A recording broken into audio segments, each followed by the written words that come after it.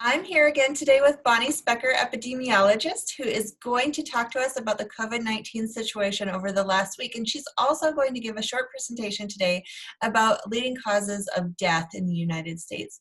Bonny, what do you have for us today?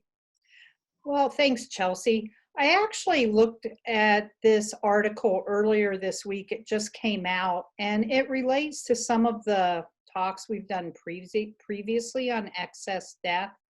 And I just thought I would just show people what they found. But it did just come out in the Journal of the American Medical Association. And what this is showing is the percentage increase in different causes of death from 2019 to 2020. And what these people found, they're with the Center for National Health Statistics and the CDC. And what they found was that there was an increase, a 17.7% increase in total deaths between 2019 and 2020. There were a total of 3.35 million deaths in the United States in 2020, and about 350 of those did list COVID as the underlying cause. But the thing that was interesting is that there were excess or more increases in deaths from other causes. For instance, with diabetes, there were 15% more deaths in 2020 from diabetes than there was in 2019. Unintentional injuries, there was an 11% increase, and that increase was really driven by drug overdoses. So it's going back to the opioid crisis, and that was kind of headline news before the pandemic and COVID. It's still an issue, and these data show that. Alzheimer's disease, an increase of 9.8%. Influenza and pneumonia was an increase of 7.5%. And although this increased between 2019 and 2020, the actual number of deaths were still lower in 2020 than they were in 2017 and 2018. There was a 4.8% increase in heart disease, and both chronic lower respiratory diseases and suicide, there was a significant decrease in the number of deaths.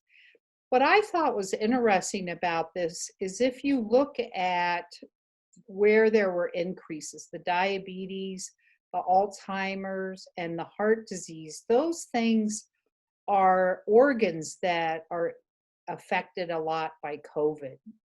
And the authors speculated that these other causes of death may have been increased in 2020 that were due to COVID but not attributed to COVID. So they thought, well, maybe there was underreporting of COVID as cause of death, especially early on in the pandemic. But as we've mentioned before when we've talked about excess deaths, another possibility is that there was actually a disruption in healthcare.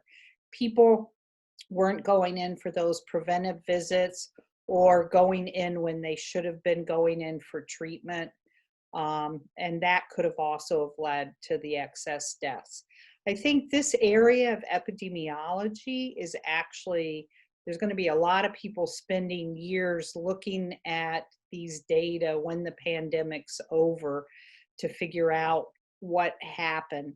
One of the things the article also mentions that I thought was interesting is that the actual life expectancy for US and for Americans has decreased more in 2020 than it has during World War II. So there's been a big impact on the expected lifespan of people in this country.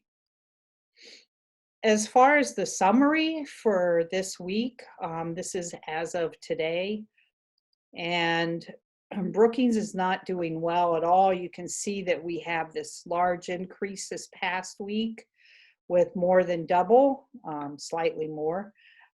the week before, the week ending April 7th, we had 70 cases, and this week we've had 141. If you look at the ages of the different cases, we see that number-wise, there's a lot of them in this actually less than 60. You know, the biggest chunk is in the 20 to 29-year-olds. They had 42 new cases this past week.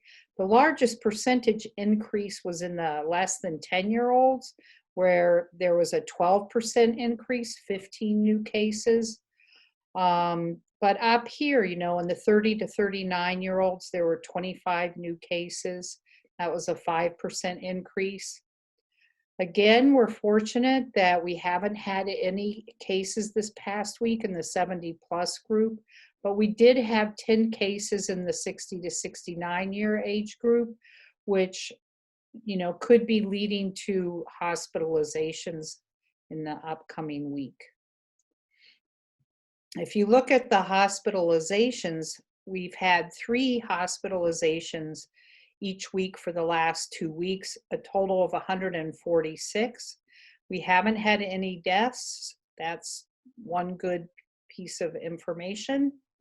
But you can see that we're running kind of high compared to what we were back here in January.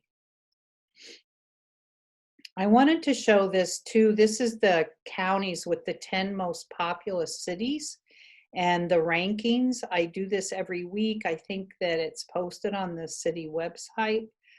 But the red shading here are the counties that the Department of Health are saying are in substantial spread. And these are the cases per 100,000 population over the last week. And you can see that Brookings County, we have the highest number of cases out of all of these counties. Minnehaha is there with us too, as well as Coddington. We've always been number 1 for a while, for more than, I think, 2 months. And we now this week dropped down to number 2 as far as total cases since the beginning of the pandemic.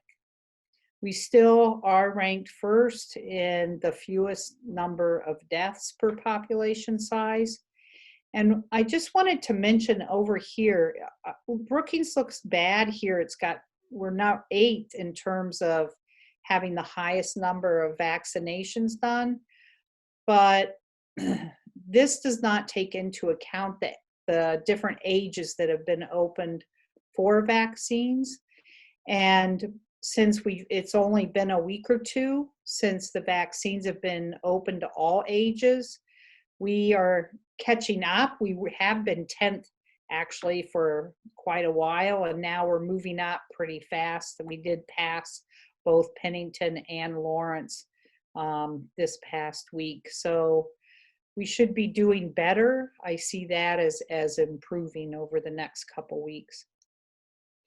If you look at the state, it's not going up as much as Brookings. And again, if you look at the map that's on the Department of Health dashboard, you can see that the counties that are in substantial spread are really on the eastern side of the state. That's also where a lot of the variants have been detected. And whether we are having a problem in Brookings because people have just stopped being smart when it comes to practicing public health recommendations, or it's because of the variants, we don't really know that.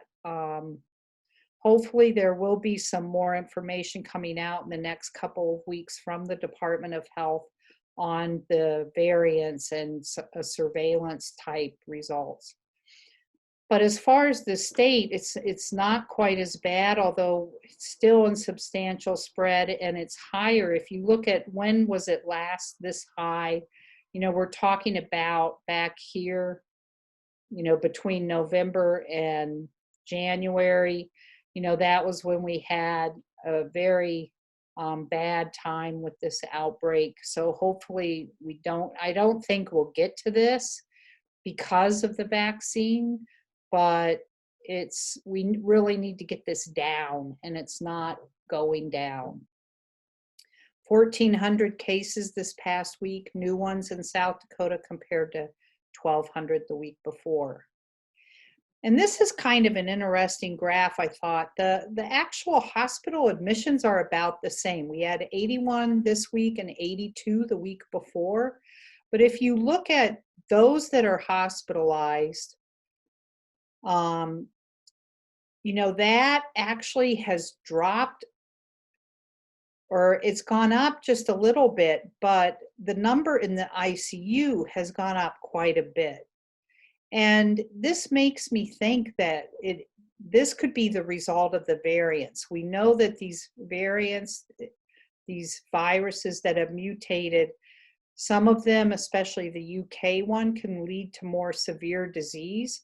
So even though we have the same number of hospitalizations here, we do have an increase in the severity of those patients. If you look at deaths, we came up a little bit this week. We had 10 deaths this past week in South Dakota compared to 3 the week before.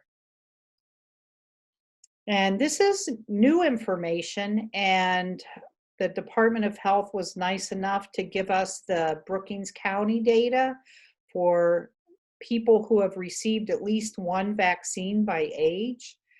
And using the 2019 census data, I plotted this Brookings County versus the state. So Brookings is in blue, the state's in yellow. And you can see that in Brookings County, we have a higher percent of the population vaccinated until you get down into this 20 to 29 year age group. Overall, we have a smaller percent of our population vaccinated, but that's because we have so many people in that 20 to 29 year age group. But these younger ages, really anyone, especially less than 60, it's going to be important that we get people vaccinated in these younger ages. The longer this stays low, the more chance that virus has to mutate into something that's more dangerous or can spread more. So we really need to work on increasing these rates. But it is nice to see that we're doing pretty good, especially, the 70, 79. This is great. If we could get all of these above 70, even 80, that would be fantastic. Now, as far as the US, these are the number of cases diagnosed, and this is starting to go up, and the CDC has come out saying they're worried about this. There are some hot spots. Michigan is a hot spot right now, the panhandle of Texas, and also eastern South Dakota and western Minnesota is kind of a hot spot. But there have been more than 500,000 new cases this past week compared to 463,000 the week before. And if you look at deaths, it has been dropping, but this week it bumped back up. It's close to 7,000 deaths last week compared to about 6,000 the week before. Globally, things are not looking very good. We're actually getting to more cases worldwide. We're almost to the peak. This is a reporting issue where they reported backlogged cases, but this needs to also be addressed from the World Health Organization is doing a lot to try to slow this spread down. Close to 5 million new cases last week compared to 4.2 million the week before. And deaths are going up as well, 85,000 deaths last week worldwide compared to 70,000 the week before. So just a reminder, this pandemic is not over. I know a lot of people want it to be over. I want it to be over. I think we all do. The virus doesn't care what anyone's thinking, so it's important to remember that. It doesn't care what you think.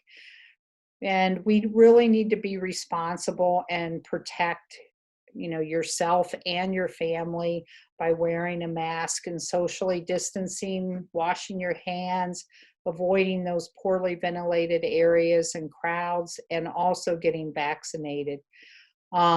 These recommendations should reduce the number of cases, which is going to ultimately reduce the hospitalizations and the deaths. That's all for today. Thank you so much, Bonnie. And I do just want to remind people that there's a variety of different ways that individuals can sign up to get their vaccine. You can call your healthcare provider. Most of the pharmacies in town are also providing vaccinations. And then we have some upcoming scheduled pods at the Swift Health Center that are coming up. And individuals can call that call center line or visit the health system's website to sign up to be part of that pod and get your vaccination there. So continue to maintain all of those recommendations. And thank you so much, Bonnie. If anybody has a question for an epidemiologist, please email us at the email address listed in the description of this video, and we will get back to you. Thank you so much for watching.